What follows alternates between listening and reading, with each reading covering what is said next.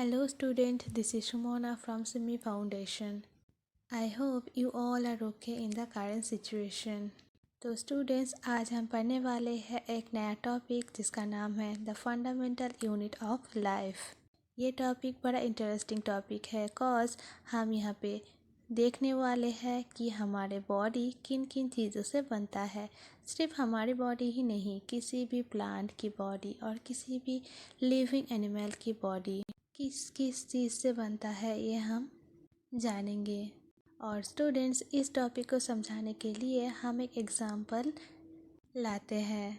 यहाँ पे हम सभी जो है सभी लोग एक एक घर में रहते हैं और हमारा घर में हमारा बहुत सारा कमरा होता है।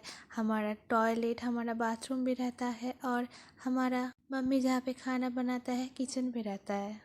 तो हमारे घर के अंदर बहुत सारे रूम्स भी रहते हैं, टॉयलेट, बाथरूम और किचन सब कुछ रहता है, लेकिन एक रूम के अंदर ही रहता है दूसरे से डिवाइड होके।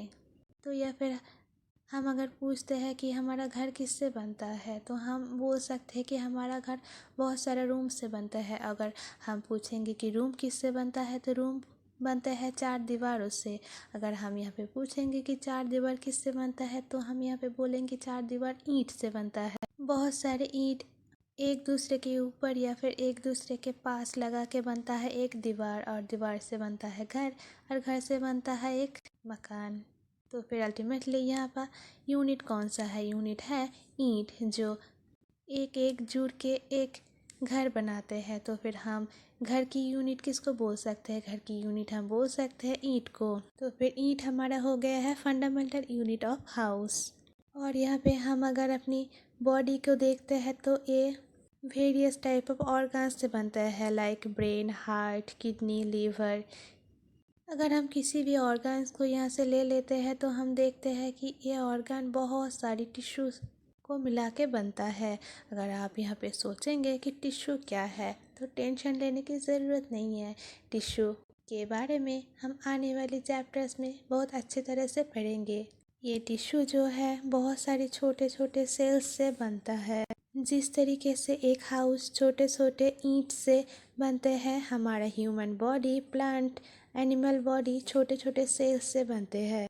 For that reason we call cells are the fundamental unit of our body. Cells का ही वो बेसिक स्ट्रक्चर है जो हमारे लिविंग ऑर्गन को बनाते हैं।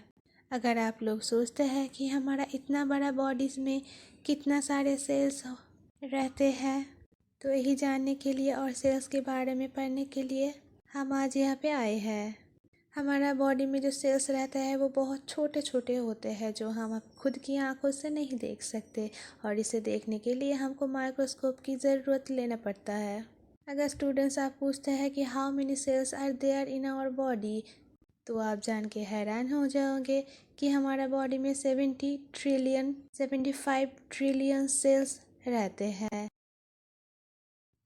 तो स्टूडेंट्स हमें इस एग्ज़ाम्पल के बारे में जान के ये तो पता चल गया है कि सेल क्या है और सेल का स्ट्रक्चर क्या है, और हमारी बॉडी में कितने सारे सेल्स रहता है। और हम सेल को अपनी आंखों से नहीं देख सकते हैं। सेल को देखने के लिए हमको माइक्रोस्कोप की ज़रूरत पड़ता है। और माइक्रोस्कोप की काम क्या है? माइक्रोस्कोप की काम यह है कि हम माइक्रोस्कोप से वो छोटे छोटे चीज़ को देख सकते हैं जो हम खाली आंखों से नहीं देख सकते। स्टूडेंट्स, हमने देखा सेल क्या होता है। अब हम ये देखेंगे कि सेल का डिस्कवर किसने किया और कब और कैसे किया। सेल्स का डिस्कवर जानने के लिए हमें बहुत पीछे जाना होगा। करीबन 19th सेंचुरी में कंपाउंड माइक्रोस्कोप का डिस्कवर हुआ था, और उस माइक्रोस्कोप से हम सेल्स को देख पा सकते थे। एंड उसके बाद 1665 को रॉबर्ट हुक ने पहली बार सेल का डिस्क्राइब किया। उन्होंने सेल को हनीकॉम्ब के स्ट्रक्चर्स के साथ कंपेयर किया और बोला कि हनीकॉम्ब में एक एक कमरा हनी बीज जैसे बनाते हैं और हनी बी वहाँ पे रहते हैं। तो हनी बीज की स्ट्रक्चर के साथ रॉबर्ट हुक ने हमारी सेल्स के कंपेयर किए और बोले कि हमारे बॉडी में भी सेल्स ऐसे ही रहते हैं। एंड उसके बाद 1838 को साइंटिस्ट ने ये डिस्कवर किया है कि all plants are made up with cells. फिर उसके बाद 1839 को साइंटिस्ट ने ये डिस्कवर किया कि all animals made up of cell. पहले ऑल प्लांट में सेल का डिस्कवर हुआ, फिर प्लांट के बाद एनिमल में सेल का डिस्कवर हुआ 1839 को। एंड देन उसके बाद 1855 को साइंटिस्ट ने ये डिस्कवर किया कि all cells are existing from the previous existing cells. इसका मतलब ये है कि हमारा बॉडी में जो पुराना सेल्स रहता है वो डिवाइड और मल्टीप्लाई होके नया सेल बनता है। मतलब पुराना सेल से ही नया सेल बनता है। और इसी के लिए ही एक छोटी बच्चे धीरे धीरे बड़े होते हैं, और एक छोटी बच्चे जितने धीरे धीरे बड़े होते हैं उतना ही गति से उनका सेल डिवाइड होते हैं और इंक्रीज होते जाते हैं, क्योंकि हमारा बॉडी तो बनता ही है सेल्स से। एंड उसके बाद 1940 को इलेक्ट्रॉन माइक्रोस्कोप की डिस्कवर हुआ है, जिसके जरिए हम सेल्स को बहुत अच्छी तरीके से जान सकते हैं और देख सकते हैं, और सेल्स के अंदर क्या क्या ऑर्गन्स है और बहुत सारे ऑर्गन्स में कितने सारे सेल्स है, सेल की स्ट्रक्चर कैसे है, सेल कैसे दिखते हैं, ये सब हम जान पाते हैं इलेक्ट्रॉन माइक्रोस्कोप के दौरान।